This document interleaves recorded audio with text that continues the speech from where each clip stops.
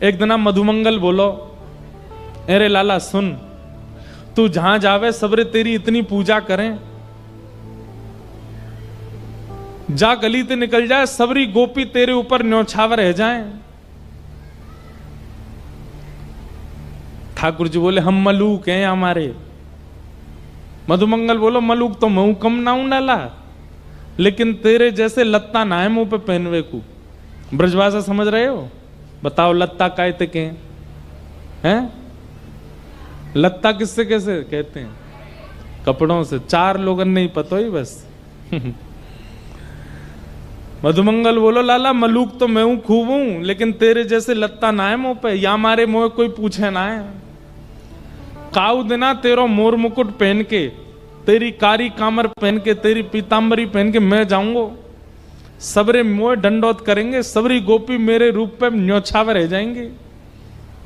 ठाकुर जी बोले सबरे कामन ने कर लियो, जय मत करियो, बस मेरे लत्तान ने मत पहनियो। तो भार ते बड़े सुंदर लग रहे हैं, लेकिन इनको धारण करने के बाद बड़ो भार है सिर पे। अब ये तो मानवों का स्वभाव रहा है कि जिस काम के लिए मना करो अदबद के उसको करते हैं।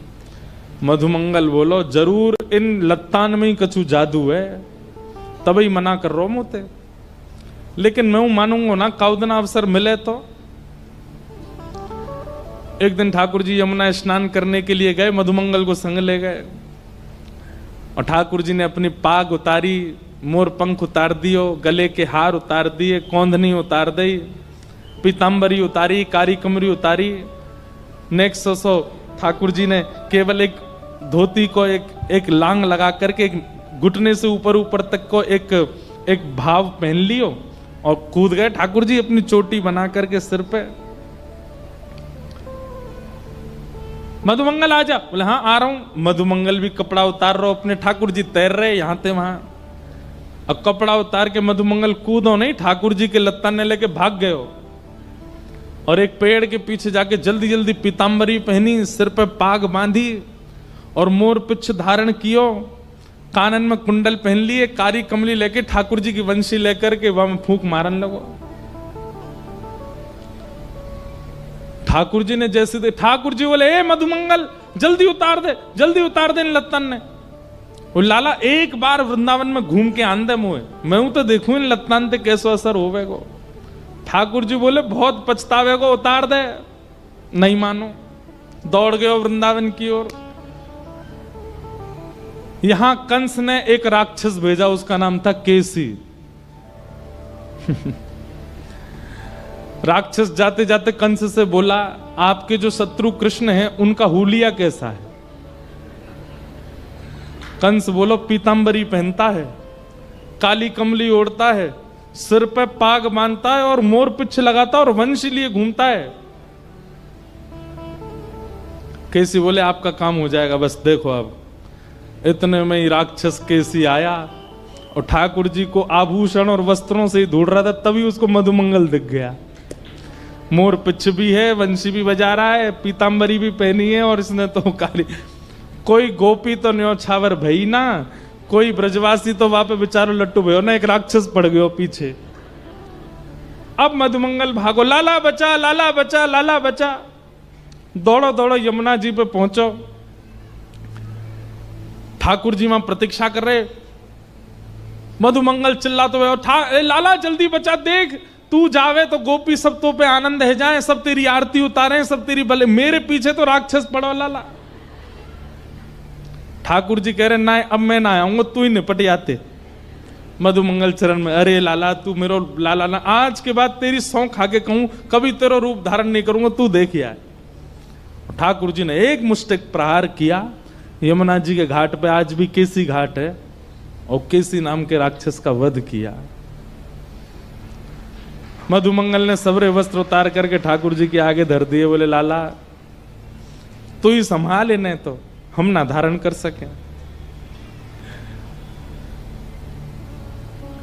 ये ठाकुर जी का कैसा स्वरूप है? ये प्रभाव नहीं है, ये स्वभाव है।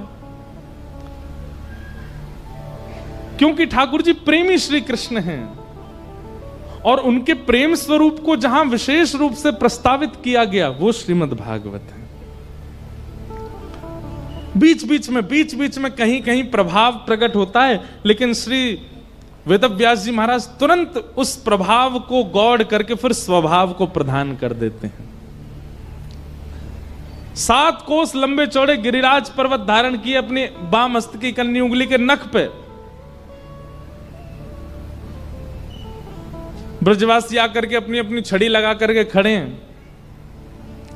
ठाकुर जी बोले जी सब क्या कर रहे हो भैया? बोले लाला छड़ी लगा रहे हैं, गिरिराज जी नीचे आ जाएंगे। अच्छा तुम्हारी छड़ी पर टिक रहे हैं, ये मेरी उंगली पर ना है। ब्रजवासी कह रहे हैं लाला तू तो ऐसी नाटक कर रहा हो उंगली लगावे को, तेरी उंगली में इतनी सामर्थ्य कहां जो गिरिराज जी उठा में। ठाकुर जी के नेत्र सजल हो गए। बोले धन्य है ब्रजवासी, इनके सामने कछु लीला कर लूं मैं, लेकिन इनको ये भरोसा है कि जे हमारो लाला ही है, ये परमात्मा ना है सके। जहां ठाकुर जी का प्रभाव ही नहीं दिख रहा है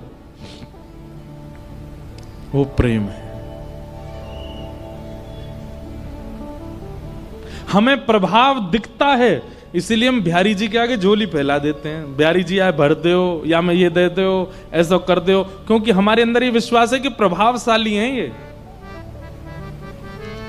हमारे वृंदावन में कई संत तो आज भी बिहारी जी के पास जामे और दूर से ही ऐसे हाथ करके लाल जी जुग जुग जियो, आनंद करो, खूब मजे में रहो। कोई कहे बोले बाबा ठाकुर जी ऐसे आशीष दें, बोले ये ब्रज को लाला है, यहाँ ये प्रभाव वारो ना है, या को तो यहाँ आशीष ही दियो जाए। ब्रज के सब नर नारी कहा करें लाला को आशीष ही दें। प्रेम को प्रमुख वही वृंदावन धाम, प्रेम को प्रमुख वही वृंदावन धाम। प्रेम ही ते पायो श्याम रसिया ने नाम। ओ प्रेम ही ते पायो श्याम रसिया ने नाम। हो याए जाने कहाँ गंवार, आए जाने कहाँ गंवार। प्रेम नदिया की सदा उल्टी बहधार, कौन पावे आपको पार। प्रेम नदिया की सदा उल्टी बहधार, कौन पावे आपको पार। प्रेम नदिया की सदा उल्टी बहधार। अरे कौन पावे आपको पार, प्रेम नदिया की सदा उल्टी बहधार। पावे आपको पार। प्रेम नदिया की सदा उल्टी बहधार। हाँ प्रेम ओ प्रेम को प्रमुख वही वृंदावन धाम। प्रेम को प्रमुख वही वृंदावन धाम। प्रेम को प्रमुख वही वृंदावन धाम। प्रेम को प्रमुख वही वृंदावन धाम। हाँ प्रेम ही ते पायो श्याम रसिया ने नाम। ओ प्रेम ही ते पायो श्याम रसिया ने नाम। अरे आए जाने कहाँ गवार, जाने कहाँ गवार। आए जाने कहाँ गवार। जाने कहाँ गवार। आ प्रेम नदिया की सदा उल्टी बहधार। जाने कहाँ गवार। प्रेम नदिया की सदा उल्टी बहधार। अरे कौन पावे आपको पार, प्रेम नदिया की सदा उल्टी बहधार। कौन पावे आपको पार। प्रेम नदिया की सदा उल्टी बहधार। और वृंदावन में प्रेम केवल ठाकुर जी पे असर ना करे, जो आ जाए वहां पे असर करे। गोपी बनो शिव जाने काम कियो ढेर, गोपी बनु शिव जाने काम की ओढ़े। पूरे विश्व में कहा नाम है? कालों के काल महाकाल, कैलाश के निवासी, केदारवासी, रामेश्वर में विराजमान रामेश्वरनाथ। जहां भी चले जाओ महादेव का स्वरूप ऐसा है कि बस देख करके आदमी हाथ जोड़ के थर थर कांपता है। पर वही महादेव कालों के काल महाकाल जब वृंदावन आते हैं, गोपी बनो शिव जाने काम की ओढ़े, गोपी बनो शिव जाने काम की ओढ़े। ओ ठुमक ठुमक नाचे गोरा हंस मुंह पे, ठुमक ठुमक नाचे गोरा हंसे मुंह पे। अरे हाँ ठुमक ठुमक नाचे गोरा हंस मुंह पे। ठुमक ठुमक नाचे गोरा कौन? हंसे मुंह पे। अरे नंदी बैल को सवार, बैल को नंदी बैल को सवार,